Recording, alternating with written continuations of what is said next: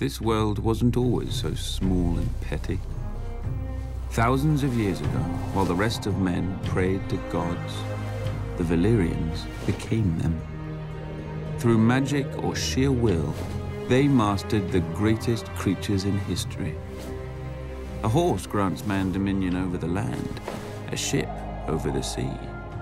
But dragons gave us the sky, and everything and everyone beneath it. At its height, my ancestors ruled the known world. Whatever parts we didn't weren't worth knowing. Our capital of Valyria shamed the magnificent cities of the east, for hammers and chisels were no match for dragon fire and sorcery. It was a city and an empire built to last until the end of time. It didn't. 400 years ago, the doom fell on Valyria. Mountains cracked open like eggs, lakes and rivers boiled, fountains of fire, ash and smoke spewed from the ground, so high and so hot that even dragons burned in flight. The land splintered, and the angry sea rushed in. In hours, the greatest city in history became history. But my ancestors didn't burn or drown with the rest of their race. 12 years before the doom, despite the sneers of his rivals, Aenar Targaryen abandoned the capital with his family. Legends claim that his daughter foresaw the destruction of the city in a dream. More likely, Aenar met with some mishap at court and chose exile over execution. He and House Targaryen slinked away to a dreary, remote, god-forsaken island.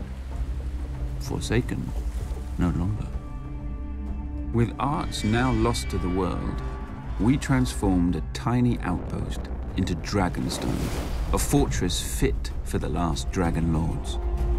Then Aenar's descendants settled into it like a tomb for their lost homeland. Until Aegon. When he looked east, he saw the past, old, tired, dead. But when he looked west, he saw the future. Gold in the ground, gold in the fields, and no dragons in the sky but his. He and his sisters, Rhaenys and Visenya, flew over the great continent, ostensibly visitors to a strange land.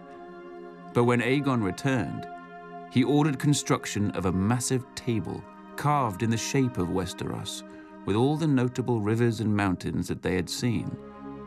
A personal map of the Seven Kingdoms, then ruled by 7 squabbling families.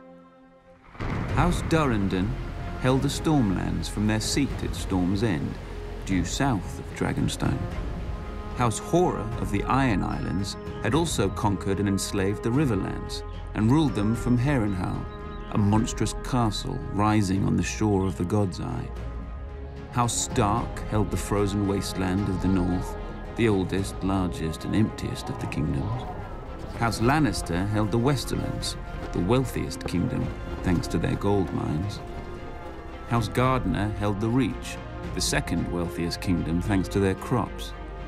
House Arryn held the Vale, or rather the Vale held them.